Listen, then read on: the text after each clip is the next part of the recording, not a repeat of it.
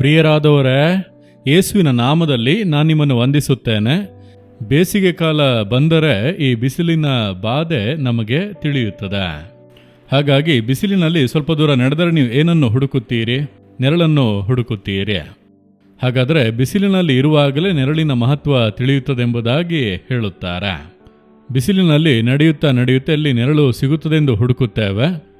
ನೆರಳಿನಲ್ಲಿ ಬಂದು ನಿಂತ ಕೂಡಲೇ ದೊಡ್ಡ ಒಂದು ಸಂತೋಷ ಉಂಟಾಗುತ್ತದೆ, ಒಂದು ವಿಶ್ರಾಂತಿ ಸಿಗುತ್ತದೆ. ಆ ಕಷ್ಟವು ನೀಗಿ ಒಂದು ಬದಲಾವಣೆಯನ್ನು ನಾವು ಅನುಭವಿಸುತ್ತೇವೆ. ಹಾಗೆ ಕೆಲ ಕಷ್ಟಗಳು, ಇಕ್ಕಟ್ಟುಗಳು, ಸಮಸ್ಯೆಗಳು ಬಿಸಿಲಿನ ಹಾಗೆ ನಮ್ಮನ್ನು ಸುಟ್ಟು ವೇದನೆ ಪಡಿಸಿ ಬಲಹೀನಪಡಿಸುತ್ತದೆ. ಬಿಸಿಲಿನಲ್ಲಿ ಹೆಚ್ಚು ಕಾಲ ನಿಂತರೆ ನೋಡಿರಿ, ಬಲಹೀನವಾಗುತ್ತದೆ. ಶರೀರ ಹಾಗೆ ಸೋತು ಹೋಗುತ್ತದೆ, ಅನೇಕ ಬಾಧೆಗಳನ್ನು ಉಂಟು ಮಾಡುತ್ತದೆ. ಆ ರೀತಿ ಕೆಲ ಕಷ್ಟಗಳು, ಸಮಸ್ಯೆಗಳು, ಹೋರಾಟಗಳು ಬರುವಾಗ ನಮ್ಮ ಶರೀರ, ನಮ್ಮ ಆತ್ಮವು ಬಲಹೀನಗೊಂಡು ಕೆಲ ಬಾಧೆಗಳನ್ನು ಸಂಧಿಸಬೇಕಾಗಿ ಬರುತ್ತದೆ. ಇಂತಹ ಪರಿಸ್ಥಿತಿ ಏನ್ ಮಾಡುವುದು?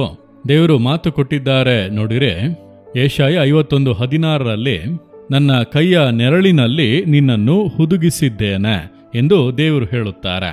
ಕೈಯ ನೆರಳು, ದೇವರ ಕೈಯ ನೆರಳು. ಒಂದು ಕೈಯ ನೆರಳಿನಲ್ಲಿ ಎಷ್ಟು ನೆರಳು ಬರುತ್ತದೆ ಎಂದು ಅಂದುಕೊಳ್ಳುತ್ತೀರಾ? ದೇವರ ಕರ ಬಹಳ ದೊಡ್ಡ ಕರ. ಆತನ ದೊಡ್ಡ ಕರದಿಂದ ನಮಗೆ ಆ ಉಷ್ಣತೆ, ಆ ಬಾಧೆಗಳು ತಾಕದೆ ಇರುವಂತೆ ಒಂದು ನೆರಳನ್ನು ಉಂಟು ಮಾಡಿ ಕಾಪಾಡಿ ಮುನ್ನಡೆಸುವರಂತೆ. ಎಷ್ಟು ಅಕ್ಕರೆಯುಳ್ಳಂತ ದೇವರು ನೋಡಿದ್ದೀರಾ?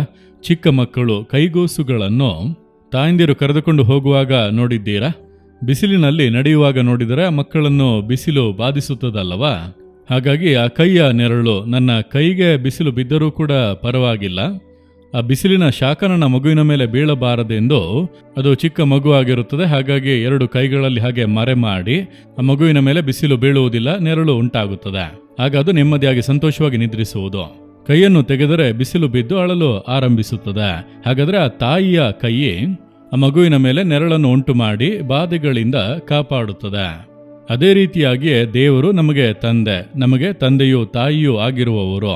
ಈ ಕಷ್ಟಗಳು, ಸಮಸ್ಯೆಗಳು, ಹೋರಾಟಗಳ ಮಧ್ಯೆ ನಾವು ಕಷ್ಟಪಡುವಾಗ ನನ್ನ ಮಕ್ಕಳು ಅದರಲ್ಲಿ ವೇದನೆಗೊಂಡು ಕಂಗಾಲಾಗಬಾರದು ಎಂದು ನನ್ನ ಕೈಯ ನೆರಳಿನಲ್ಲಿ ನಿನ್ನನ್ನು ಹುದುಗಿಸಿದ್ದೇನೆಂದು ಹೇಳುತ್ತಾರೆ. ಈ ಸಮಸ್ಯೆ, ಕಷ್ಟಗಳು ನಿನ್ನನ್ನು ಬಾಧಿಸುವುದಿಲ್ಲ, ನಿನ್ನ ಮೇಲೆ ಬರುವುದಿಲ್ಲ, ನಿನ್ನನ್ನು ಬಲಹೀನ ಪಡಿಸದು. ನನ್ನ ಕೈಯ ನೆರಳಿನಲ್ಲಿ ನಿನ್ನನ್ನು ಹುದುಗಿಸಿದ್ದೇನೆ. ಎಷ್ಟು ಅದ್ಭುತವಾದ ದೇವರಲ್ಲವ? ಆತನೇ ಹೇಳುತ್ತಾನೆ, ನನ್ನ ಮಗನೇ, ಮಗಳೇ, ಇದನ್ನೆಲ್ಲ ಕಂಡು ಭಯಪಡಬೇಡ. ಬಿಸಿಲಿನ ಹಾಗೆ ಉಷ್ಣತೆಯಿಂದ ಕಷ್ಟಪಡಿಸುವಂತ ಪರಿಸ್ಥಿತಿಗಳು ಕಾಣುತ್ತಾ ಇದೆಯಾ? ನನ್ನ ಕೈಯ ನೆರಳಿನಲ್ಲಿ ನಿನ್ನನ್ನು ಮರೆ ಮಾಡಿ ಕಾಪಾಡಿ ಮುನ್ನಡೆಸುತ್ತೇನೆ, ನೀನ್ ಸೋತು ಹೋಗಬೇಡ ಎಂದು ಹೇಳುತ್ತಾರೆ. ಎಷ್ಟು ಸಂತೋಷ ಅಲ್ಲವಾ? ದೇವರ ನೋಡಿ ಹೇಳಿರಿ, ದೇವರೇ, ನೀವು ಕೊಟ್ಟಂತ ಈ ವಾಗ್ದಾನಕ್ಕಾಗಿ ವಂದನೆ.